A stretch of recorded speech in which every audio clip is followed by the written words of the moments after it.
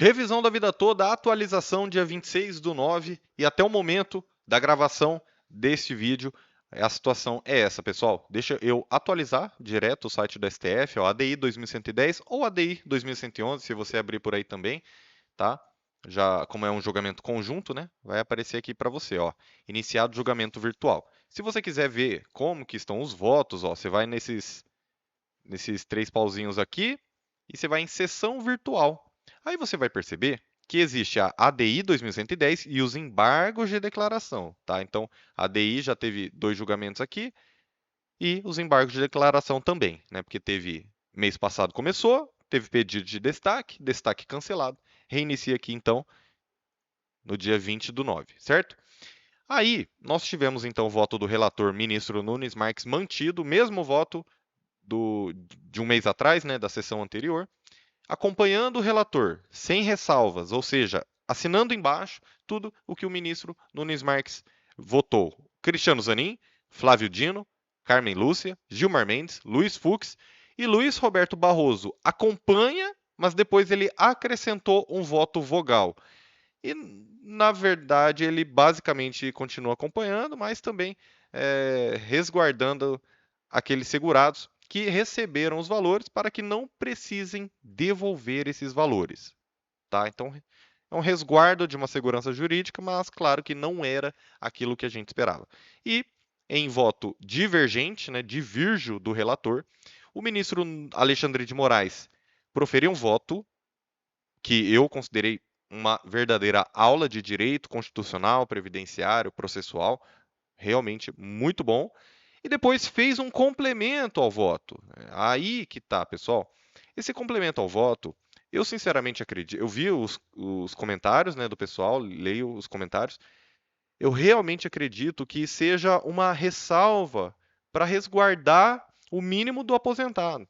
Eu não vejo que o ministro Alexandre de Moraes ou tenha jogado a toalha ou tenha, sabe, deixado para lá. Eu acho que ele acredita, tanto é que o voto dele está mantido aqui, nesse posicionamento de que as ADIs não devem interferir, e ele, verificando o que está acontecendo, que o tempo está acabando, me parece que ele, ó, se isso acontecer, então que pelo menos os aposentados não precisem devolver o dinheiro, né, quem já vinha recebendo. E aí, pessoal, nós temos o voto do Dias Toffoli, que também foi nesse sentido de resguardar o direito de quem já recebeu, estava recebendo de boa fé, acompanhando a divergência sem ressalvas, ministro Edson Fachin. Então o cenário é esse. O que falta? O voto do ministro André Mendonça ou ou um pedido de destaque, né, pessoal? Um pedido de destaque seria providencial e ontem o doutor Murilo entregou os memoriais para o ministro André Mendonça, então quero ressaltar o excelente trabalho que o IEPREV vem fazendo na pessoa do doutor Murilo White, do doutor João Badari.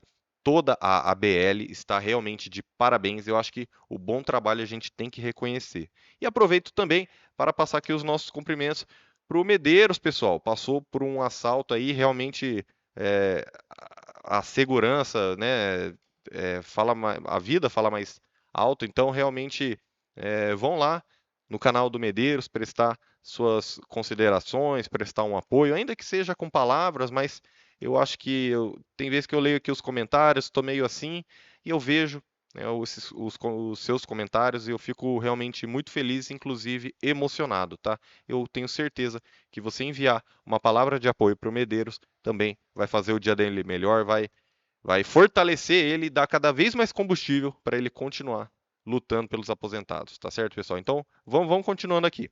Tá bom. Se falta o André Mendonça, que posicionamento que ele vai ter? Será? Porque o André Mendonça acaba não votando lá no tema 1102. E aqui, sobre revisão da vida toda, o que ele teria dito?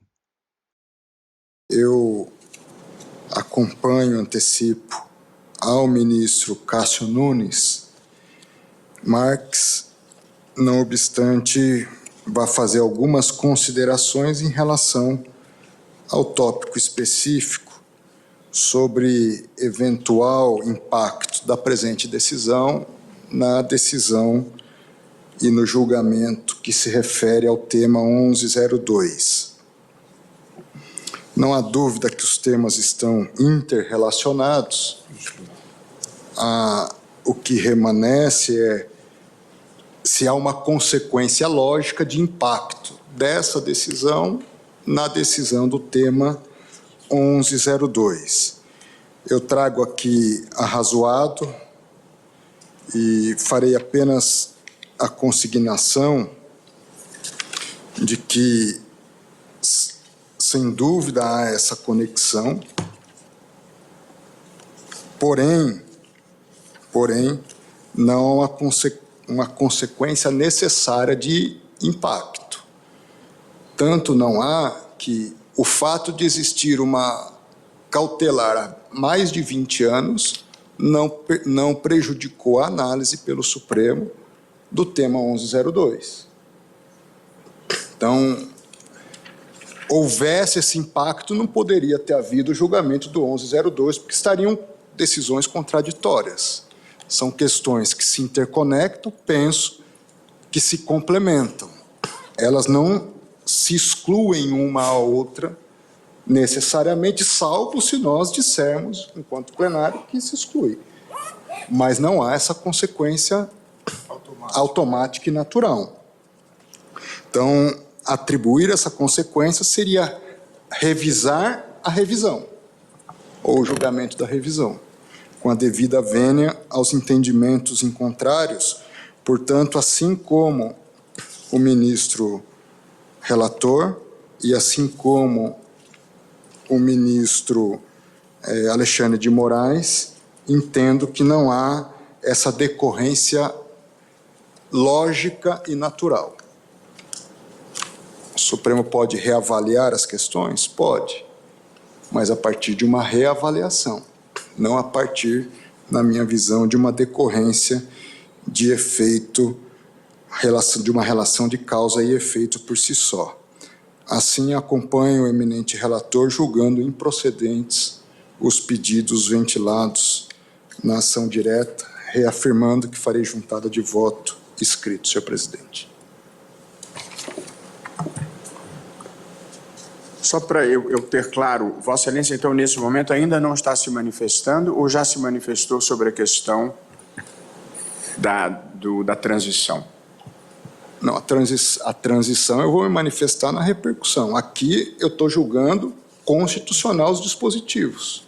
Inclusive, como há 20 anos está sendo considerado constitucional. Não, mas é porque, veja, o ministro Alexandre de Moraes interpretou conforme a Constituição, julgou parcialmente procedente eu entendo para dar interpretação conforme...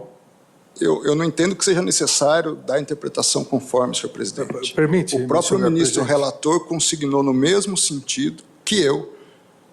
Tanto é assim que há mais de 20 anos nós temos uma decisão nessa mesma seara, no mesmo sentido, o que não prejudicou a decisão da repercussão geral. Pessoal, eu acho que isso aqui diz tudo. Além dos argumentos que o ministro Alexandre de Moraes muito bem trouxe, eu acho que assim, é uma questão de raciocínio lógico. Se o STF lá atrás, primeiro na admissibilidade do recurso extraordinário e no julgamento da repercussão geral, né? Quando os ministros decidem, é repercussão geral ou não é? Vai valer para o Brasil inteiro, né? Ou não vai? Pessoal, se fosse para julgar dessa forma, levando em considerações ADIs de 24 anos atrás, então que o tivessem feito lá atrás. No primeiro contato com a matéria, ao ter consciência do que estão julgando, nós estamos julgando isso aqui. Existiam duas regras no ordenamento jurídico. O aposentado ele quer usar o direito ao melhor benefício que o STF já julgou em 2013, favorável, e ele quer, se cumprir os requisitos e se os cálculos mostrarem uma melhora, então só se for mais favorável, Só se for mais vantajosa é que o segurado ele quer usar a regra geral. Ele não quer uma exceção nem um privilégio, pelo contrário. A regra geral é considerar todo o histórico contributivo depois da mudança da lei. Vocês lembram? Então, antes, lá atrás, era 36 das últimas 48 contribuições. Aí tinha gente que ia lá, ou fazia um bem bolado ali com o patrão, ou ia no banco pegar empréstimo para conseguir contribuir bem alto, né? Ou tinha gente que não sabia disso. E aí? Então, fizeram justamente uma reforma da Previdência para trazer duas regras. Falou, ó, mas antes de 94 não é justo porque a gente teve muita inflação, tá? Então, regra geral, 80% de todo o histórico contributivo, as 80% melhores contribuições, excluindo as piores só para fins de cálculo, o que eleva a média. E para proteger o segurado da inflação é que foi criada essa regra de 94 em diante. Vocês compreenderam?